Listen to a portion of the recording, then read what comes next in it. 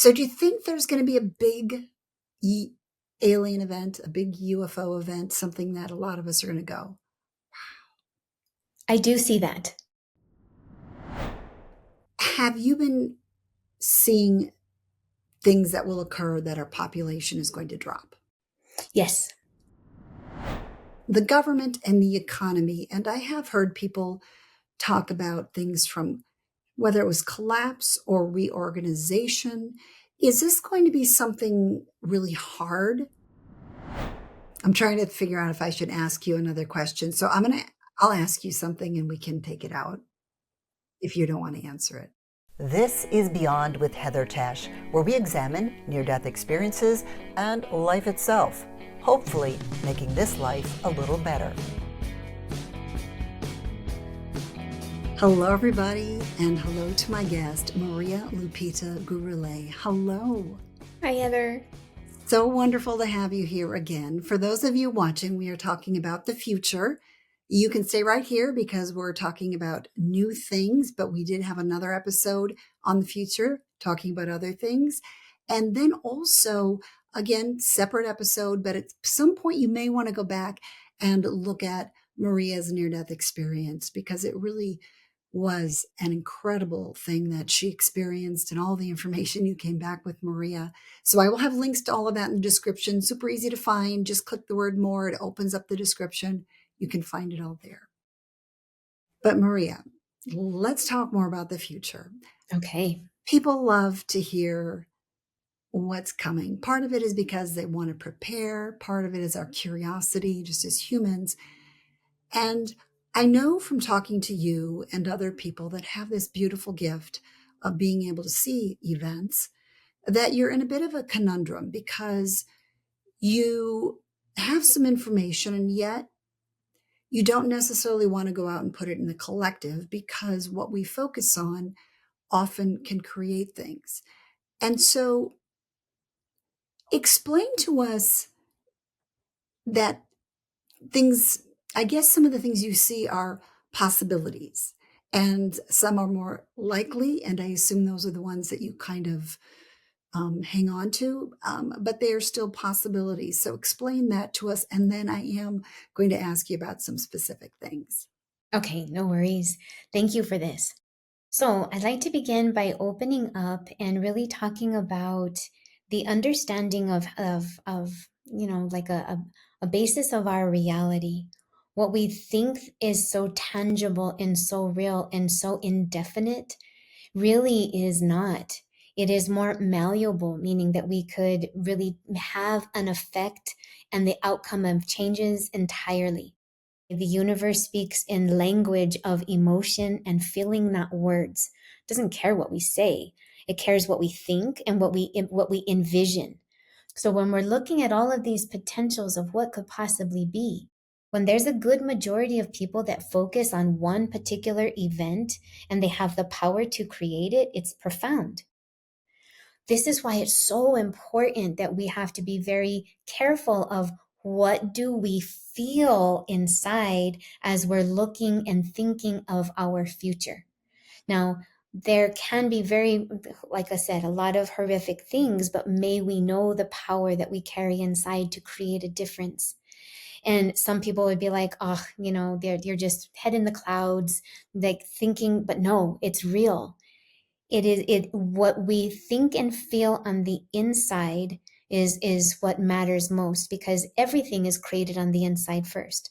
The very example of this table was somebody's imagination that was created by design before it ever came into material form. Okay, so I preface all of the questions with that understanding. So that's why some people, then when they put out predictions and they think like, oh, that thing came and went, never happened. Well, not so much. Is that at the time the energy was sensed and felt, that the ethers and the energies of this unified field was all indicating a particular outcome. But I have been in the middle of sessions where I have seen people's entire lives transform right in the middle of it by having an awareness that changes a thought, that changes the trajectory of choices where their life feels entirely different. So, and I've felt it happen in real time. So that's kind of what this separation of these earths are about. So again, yes, we do need to be prepared. And the most important thing to know is that yes, it's there, but do we constantly give it our focus, and do we allow it to drain our energy by it taking a particular feeling from us? And then all of our energy is drained in that area. So that's what we have to be really careful of. We know where we're at by how we feel. Feelings and emotions are also part of that navigation system of our soul. It's part of that intuitive language, right? So we know which reality, what we're thinking and feeling, and which direction we're going by how we're feeling. Because we've given so much of our choice outside, as though we don't have choice, we don't pay attention to those very subtle things we feel on the inside. And when there's a majority of us enough that can really hold an image in the mind of peace, do all of the actions and activities towards that end, that's how we create it. On that note, now I'll feel like a schmuck asking you things. Now I'll try to we'll try to put a gentle spin on some things. How's that? And Mhm. let's start with a fun one. At least Okay. I think it's fun. But there's been a lot of talk lately about non-human intelligence, Mm-hmm. UAPs, UFOs, aliens. So, do you see anything like that coming into our future where we suddenly realize, oh, yeah, there Not our was future. something bigger than just he sees it or she sees it, but just a Mhm. knowing that it's like, Mhm. oh, okay. So I say not our future, that it's happening now. And that a lot of these things are actually, so every time there's like this big,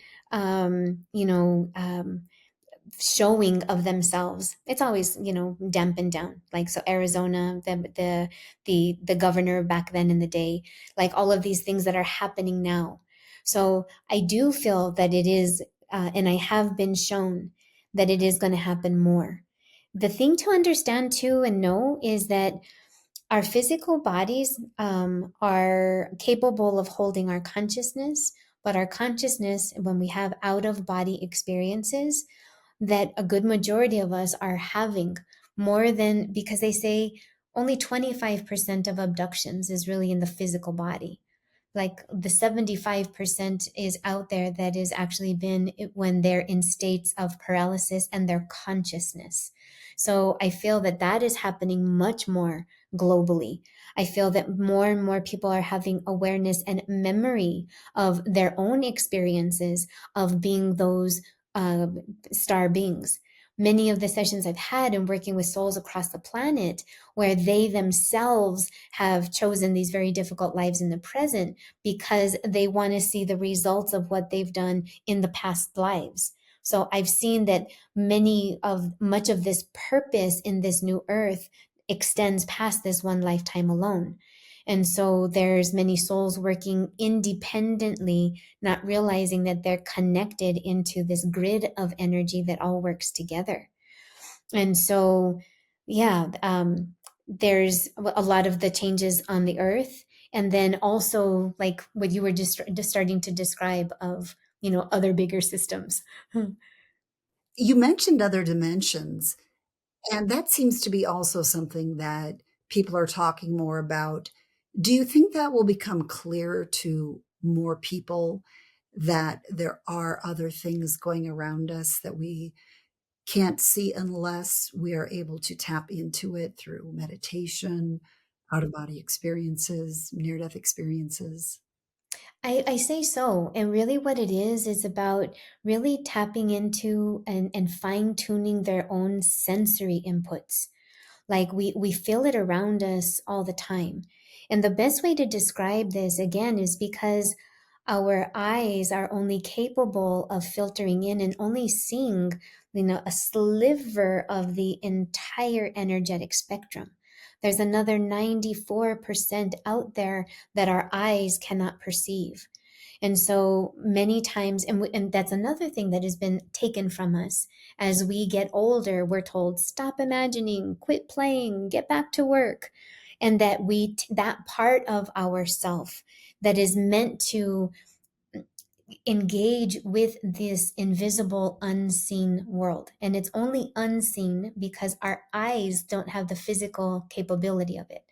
So I use the example of butterflies having the ability to see in ultraviolet. Now, who am I to say that a butterfly cannot see that way, right? The scientists who have studied that. But can you imagine that they see in a spectrum of light that is far beyond ours? Similarly, dogs can hear the whistle, beyond human hearing, just like elephants are subsonic, that their growls and grunts and their energy vibrates through the earth for like miles, that is below our hearing spectrum. So there are things that are capable, even in nature, that us as humans cannot tap into, but it does not mean that it does not exist. And so part of our development in the last episode, I really talked about, stepping into this light and being neutral to be able to have both and doing all the shadow work is to understand that there is something greater to us. And this is what's going to help us navigate those trials when they come, right? We're aware that they're happening, these breakdowns in these systems, economics and governments, and even world events, with world cataclysms. But our own inner guidance and that connection and that sense of trust and unity is what's going to help pull us through that. So I do see something really extraordinary, not only with the ETs, but also in the awareness of like more and more people becoming aware of dual incarnations, just like Avatar, that they're here and there simultaneously. There's so much happening on the planet at this time with these awakening and the awareness of souls on the planet. It's really incredible. It's a wondrous time. I do have to ask one more time just to clarify. Hmm.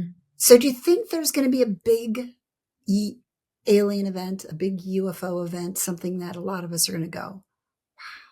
I do see that. Okay. Now here's the other thing, right? Going back to the very, very beginning. Every reality that could possibly exist does. When there's enough of us that can feel that we are stable enough, because the last thing that they want to do is destabilize. So I have been shown and can see a potential reality where, yes, if enough of us can stabilize and not feel so destabilized by it, so many people are spiritually calling them in, and it's already happening. And like you said, rather than it randomly with just like a few people here and there, but I would venture to say that many people are tapping into this broadcasting signal, and that those who have the ability to tune in, say through meditation, can hear it. So there these connections. And I know this might sound so strange, but these are things that are currently happening right now. So when enough can actually be, really strong within themselves, that a huge mass presentation, in the ways that we could foresee. They're just trying to not create a scenario where the majority is fear-based, and that it could create, say, like this World War III, because we think now we're at war with some off-planet species, which is not the case. It's a small portion, that's truth. But the greater part is to really help us really enter into this empowerment age. This, I call it the diamond age. I don't know what else to call it. So I've seen it. All right, everybody, you have to get strong and stable. Yes. I kind of got us off on a tangent when I was talking about aliens, but Hmm. let's go back to our list. And I'm going to give you another easy one before I Okay. get into a few harder ones. Um, what do you see in the future as far as light and sound for Mm. healing and medicine? Because I've been hearing so much lately about red light therapy and infrared therapy and all of the things that it Mhm. can do. Oh, yes. Okay. So we are streaming frequencies before we're bodies. Okay, our bodies are a bunch of cells that have an agreement to be together. Okay, but before that, We are light and we are sound. Sound and light are part of the same frequency, which is hard to believe, but they are. And so I have seen in many of times past, so in ancient times, and I'm talking like that it extended into Atlantean and Lemurian times, but I saw it like pre-Atlantean, where there's an awareness and a technology of sound and of frequency. Okay. And that there were temples that were made specifically just for sound and sound alone, so that when they would sit into these temples carved out in ways that would actually radiate the sound waves and how it would bounce off and then ripple into the physical part of the people's body. So sound and light are super important for us. Imagine being able to go into a healing center because we have cancer. Cancer are cells within the body that don't carry the genetics, okay, and that they're detrimental and then overtake other cells. But imagine being able to go into a healing center, a healing sound center, where doctors and nurses that are trained in this, that have the medical support, that are also, the room itself emits frequency. Imagine going into a school that emits a particular frequency that is harmonious, supportive, that has particular lights that are attuned to that supports the soul for its learning, that eases the body, that radiates an energy. Oh my God, this world would be entirely different. So yes.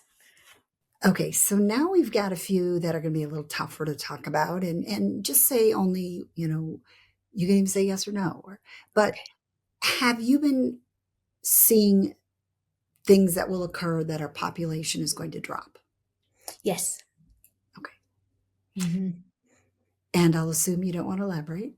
Oh, well, it has to do with bringing things back into balance. I mean, there's a lot of things that are happening on the planet, not only with governmental systems and oppressions of others, but it also feels like it like I don't want to call it like a secondary wave of like what we went through with COVID, but something similar to that, where it would really affect a large part of the population.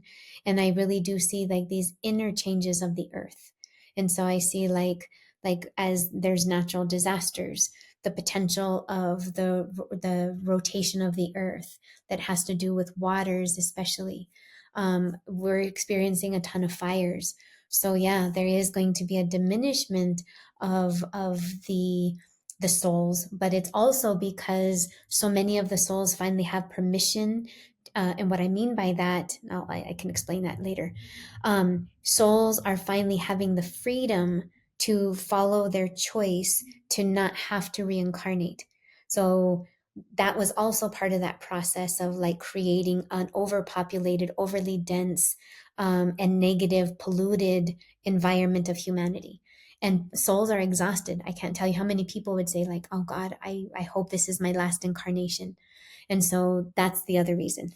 Something else you've mentioned here a couple of times, the government and the economy. And I have heard people talk about things from whether it was collapse or reorganization. Is this going to be something really hard? If you see it, is it going to be really hard for us to get through, or is it more a reorganization? It's a little bit of both, because we're so attuned to life in a particular way that it would literally collapse society as we know it, and then to try to all reattune into something else. Like that Handmaid's Tale is quite literal. They have like some dystopian scenes in that, but that's already happening in present time. So a lot of that is based on actual things. And so we're going to have a little bit of both, but this is why I feel that it's so important to help ourselves, train ourselves to not allow ourselves to be fixated only on the negative. And it would be so important for us to learn that skill. It's not to, again, that we're not like ignoring it nor denying that it exists, is that we're receiving the information and then allowing it to make us make better choice.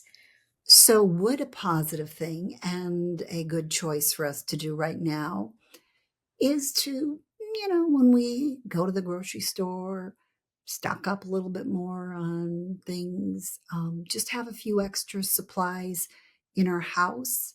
Is that something that you would recommend? I do, because especially with the area that it's always good to have a disaster plan, so that many of us live in areas that, the weather is really imminent, or we've had fires. I live in New Mexico, where we had fires just a couple of years ago.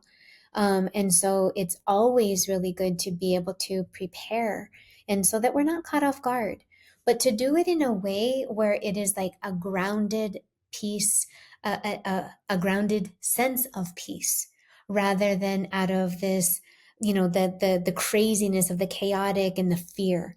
So when we're aware, it's like shifting our position, being into that neutral observer. Okay, so it's like, okay, I see that this is here. I can see that it's happening. So let me take the steps and the measures to make sure that I'm okay. And then while also, okay, things are good. I'm stable. Like I'm anchored. I'm taking steps. So that could help our sense of security, which will shift us out of a sense of fear. So having a sense of preparedness, because we live in society in a way of such convenience that we don't think beyond, a week. So we would have to really make sure that, just like we did with COVID, it was like a precursor, like a training for us. May we not forget those elements of what we went through, because how easy we forget when we're not in it, in a state of crisis. So those were that was an ability for each one of us to tap into our own sense of preparedness. And so that would really help us out tremendously. Is there anything else that you would recommend that people do just as a precaution or just to prepare? Well, and the other thing that I've been seeing is a lot of the economic things. There's been this over the course of years, very silently trying to find like gold. So you'll hear like sell your gold, and people are like trying to create gold and have more monetary something in hand. The United States is in a difficult situation because our money is no longer based on the actual gold and the value of it. It's different these days. So our economy is a little more fragile. And that's where the big systems would say, okay, one thing breaks, everything breaks. Because if we think about how everything is electronic right now, banks don't even carry actual money. And if they do, it would be the majority $10,000 in the branch by itself. They would have to, request a day to actually try to get that money. So it's now we're just moving numbers from digits and electronic platforms. So we have to be okay with both digital and analog. And what I mean by that is like, so people would say like have money on hand. And there's might be, and I've seen some scenes where not even having money in the far off future, it's going to be more of what we have as a quality, more of like a barter. And um, it's not like a dystopian thing, but more and more people are using an exchange of their skill for other skill. So I'm seeing that happen a lot more. And that's also really rewarding, rather than just the money, the dollar being what guides the whole system. So there's a lot to have to do with that. So preparedness for that. But then also the majority truly is that we could handle anything if we are able to have a sense of self, if we can have a sense of this deep inner wisdom and guidance and connection to something greater than ourselves, knowing that there is something there for us. That in and of itself is a life skill. And this is a skill. Okay. It's not a woo woo thing. It's a part of us. So those like that, even police departments and detectives have gone through like this really incredible like training with many remote viewers to help them tap into their skill of intuition and instinct. Okay. We all have it. Every single one of us does. And we can learn how to use it, because that is the biggest skill that will help us navigate whatever challenge may come. And may we do it together in a spirit of cooperation, rather each his own. That will help. Yes. I'm trying to figure out if I should ask you another question. So I'm going to I'll ask you something and we can take it out Okay, if you don't want to answer it. sure. Um, so, if people have saved money, they've done things the right way, they have some stocks, they have some sort of a savings plan. Mhm. Should they be concerned about that or? I'd like to say no, but like we've seen in the past where some of these big like economic systems, and what is hardest to know within this is that again it's um what is it based on, right? So like what do I mean by that? How much gold is there? Our reserves used to be based on how much gold our country had. The system of exchange around the planet in other countries was all the basis of gold and the value of gold. And this is why we have to have a currency exchange when we go to another country, because it's no longer that global value. It's the value of the dollar. Okay. Now, these things, this is why I say having like the retirements and the bank accounts and all of that is held, and there is a federal insurance. Okay. But just like we experienced with the housing market back in 2008, when all of the housing market collapsed and there were so many people that were homeless, there were all of a sudden these pop-up tents, because a system that we relied upon as a society failed to protect part of its society. They were lending out more in this big game of lending. And that created this huge breakdown and the breaking of the middle population. Okay, so the middle class. And so we do have a class system, whether we realize it or not, we do. So for those that have done it right, have invested and have these things, I think that is super important. It would be important to also check in with, your own advisors and what are the security measures that if anything were to happen. All of these are FDIC, federally insured, right? But what we hope that there is a system that literally backs the Federal Reserves in order to help offset all of this. And so I think it's important that you do both. It's kind of like, somebody who is very, very spiritual. Don't deny medical help while you're still doing your spiritual work, right? Same and similar response to that question is still invest and do all those parts, but then also make sure that we're living within our means, that we have a stock up of, like we said, taking care of ourselves, of reserves, that you have something on hand in the event that you can't access the bank. Okay, the bank puts a close sign on it. What happens to the dollar, right? So having something on hand. So it's about letting the information inform us and then taking precautions to help ourselves in the meantime. And also being open up into other types of systems of value. So again, going back to like, okay, I'll exchange. Hey, you cut my hair, I'll pull your weeds, or I'll watch your daughter if you watch my daughter, kind of thing. So more of like an exchange of where there's a community helping each other and it's not the dollar that's running the system. So yeah, I think that's going to be one of the biggest changes. Do you have any kind of a general time frame of anything? Is it more like, oh, it could happen in the next 20 years, or I'm expecting some bumpier times the next few years? That's a really good question. So I see we've seen some of the beginnings of it already with like the Bitcoin and like the things that have come up with that. Now there's this like second layer of systems of that are like I'm looking at it in layers in my mind's eye. So I'm trying to describe what I'm seeing in my mind as this image. So I see this first layer is kind of like um, ironically, I see the analogy of glaciers. There's this big, huge glacier, and then just little bits and pieces keep falling off until there's like this one big chunk, okay, that like comes off together.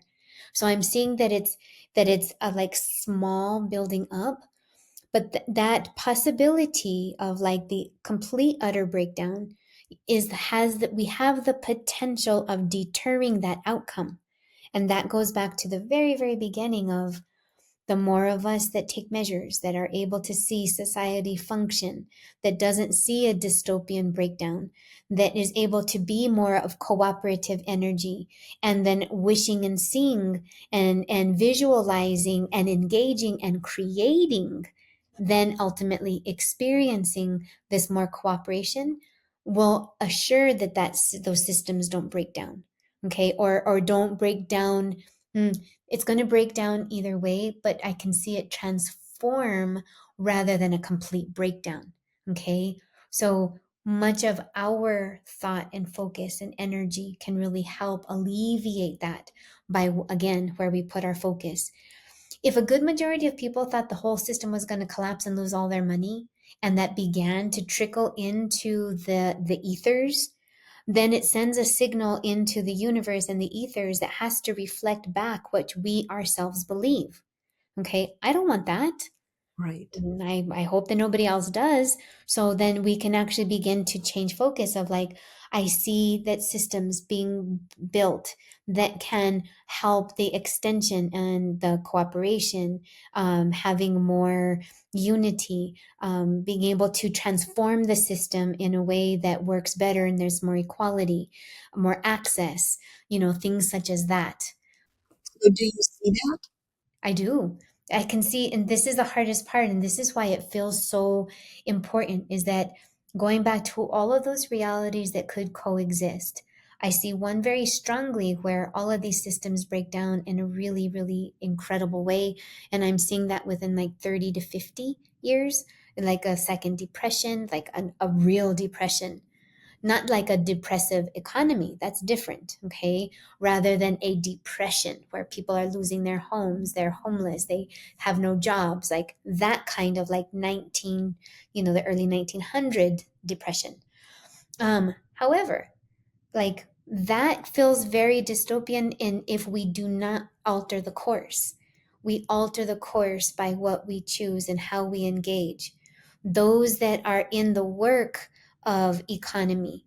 So if they bring soul into work of economy, then it's more balanced and just, and it's not this class system where there is a 1% elite billionaires and then the rest of the majority of 80% are in poverty, can barely afford their homes, right? That's not fair or just at all. I'm not saying going into a capital system. I'm not saying any of those things. What I am saying is that people will be given more opportunity if they were to bring soul and spirit into all the work that they do and not have the gain and the greed be the force. And so more and more companies that are being created in that way, that are sustainable, that are fair trade, that consider all of the things, including the environment, those systems are going to be the ones to rise and actually beyond all of this breaking down of the bad systems, the negative systems, the systems that have ruined and put us into the position that we are today, our systems of pollution and otherwise, so there's a lot of good that can come of it too. So if I'm understanding you correctly, the governmental reorganization, we'll call it, may be happening now, but as far as anything like a really detrimental collapse would be years down the line, not this year or next year. Am I understanding that correctly? I see that there's like some minor, like they're like little, it's like they're the small warnings before the big. So I do see that there are some smaller parts that actually happen. Now, and this is the way that it feels today.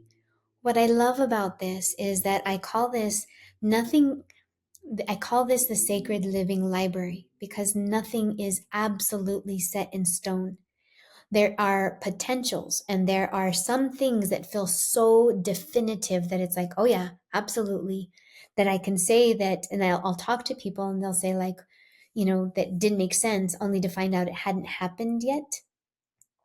So that I can feel within the ethers. This to me feels, it's so in flux and so much transitions and happening that it feels of like there's a very, very strong potential, for going in this direction. If no changes are made, then it could look like 30 to 50 years.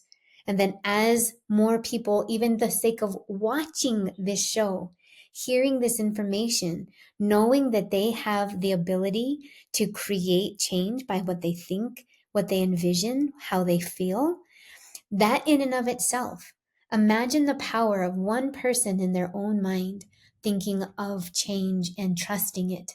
And then it sets like a wildfire. And then you have your whole base, say 67,000 people out there feeling a sense of peace and a sense of hope. And then they radiate that out to their own families. And each one of those 67,000 could then would multiplied by 10 or 100-fold in their own little world. It creates a ripple. And so with that kind of power, and then an attunement to seeing a future that is more cooperative, and then doing acts of service and behaving in ways that make changes, ooh, your show alone has the potential for changing worlds by people having the ability to take the time, and just focus and feel, and then change what they don't like. If do what feels good, stop what doesn't. Sounds easier than done, right?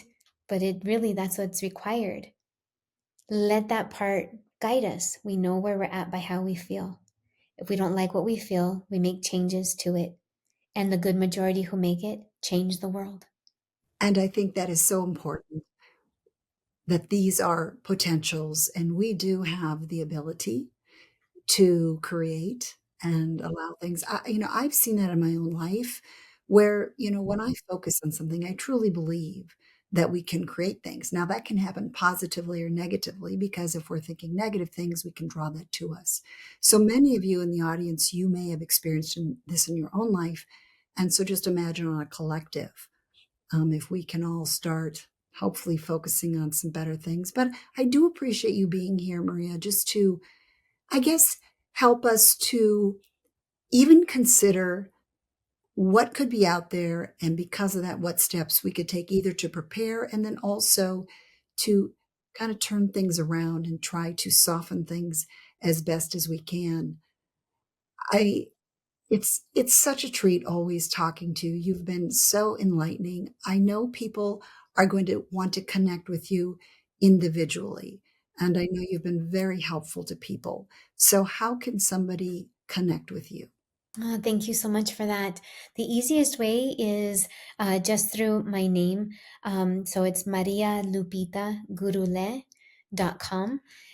Just the way that it actually has it written there. So thank you so much. So just my name.com. It doesn't have a hyphen though, on the website. But I look forward to creating a lot of new places to have discussion and places for people to come and grow. So thank you so much. Well, it has been my pleasure today. I know as well, I'm speaking for the audience, that it is just such a treat always talking to you. And again, thank you so much. You just are a blessing to so many of us. Oh, thank you so much, Heather. Truly, that means the world to me. Like, truly, I appreciate that immensely. It means more to me than you know. Oh, wow. I mean, every conversation I have with Maria, I am just fascinated by. I was so intrigued by the things that she was sharing, and I would love to know what you thought. I mean, we talked about the population, natural disasters, the financial system.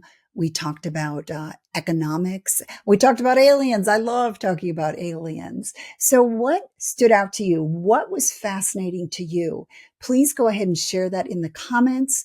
I always love connecting with you. I love to hear your thoughts on things, but if you prefer just to say, I made it, that is also helpful to me. Thank you for subscribing, and thank you for your likes. And also thank you for sharing this with others. That means a lot to me. If you want to connect with Maria, I will have all of her info in the description. You can also, of course, find a link to part 1 there and a link to all of my episodes. Remember to always come looking for me. Do not count on YouTube to send me out to you. They won't always do that, but I do have 2 new episodes that come out every single week. Thank you so much, everybody, for being here. I hope you appreciated this as much as I did. Thanks for joining me on Beyond with Heather Tesch. Please add comments and questions you'd like future guests to answer. Also, if you liked what you heard, please hit the thumbs up button and subscribe. That'll help keep this podcast going. You can also go to Beyond with Heather Tesch to look for more episodes.